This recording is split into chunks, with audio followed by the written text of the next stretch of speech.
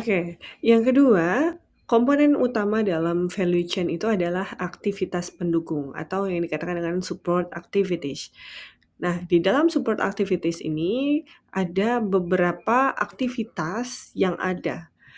Salah satunya yang pertama ya, yang pertama yaitu teknologi. Teknologi ya, di dalam aktivitas ini tujuannya untuk meningkatkan kualitas produk dan jasa. Jadi, di dalam aktivitas yang berkaitan dengan teknologi, sistem informasi itu akan, mengalami pengembangan teknologi dan mendukung operasi di dalam sebuah perusahaan untuk meningkatkan efisiensi. Selanjutnya, yang kedua, ada yang dikatakan dengan pembelian.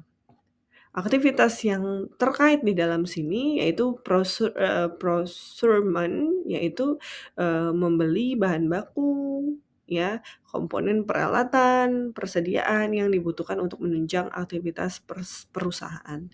Selanjutnya yang ketiga, ada yang dikatakan dengan infrastruktur perusahaan. Aktivitas yang di dalam ini yaitu mencakup perencanaan, ya, keuangan, misalnya hukum, dan manajemen umum untuk mendukung sebuah organisasi.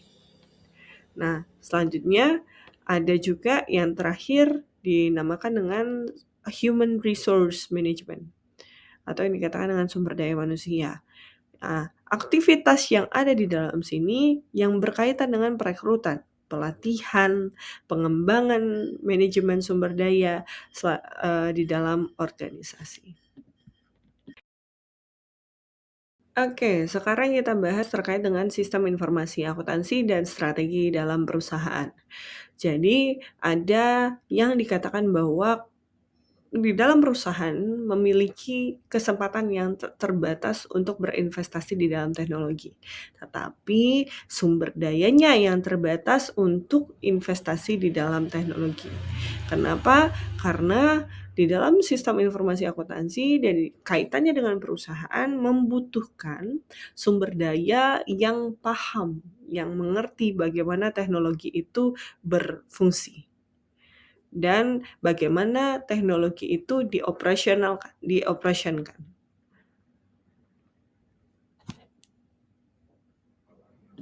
Oke, selanjutnya kita akan bahas terkait dengan strategi bisnis dan dasar dari Michael Porter. Ada dua di sini ya, strategi bisnis dasar dari Michael Porter. Yang pertama adalah product differentiation strategy, yang kedua yaitu low cost strategy. Dari kata-katanya sendiri kita bisa melihat bahwa differentiation strategi ini ya, strategi ini berfokus pada penciptaan produk ya atau layanan yang berbeda dari pesaingnya yang dianggap bernilai lebih oleh pelanggan. Nah, diferensiasi bisa dalam bentuk kualitas, bisa dalam bentuk fitur, bisa dalam bentuk desain atau layanan pelanggan serta inovasi yang lain. Oke. Nah, kita lihat di dalam, strategi bisnis dasar Michael Porter ini yang kedua, yaitu low cost strategy. Di mana strategi ini berfokus pada, eee, biaya yang terendah di dalam industri.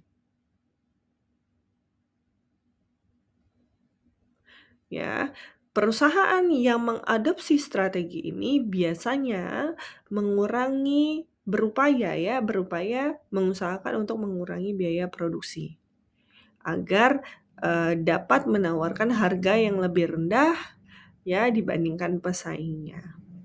Jadi ada dua perbedaan dari strategi bisnis dasar dari Michael Porter, yaitu yang pertama differentiation strategy, product differentiation strategy, yang kedua yaitu low cost strategy.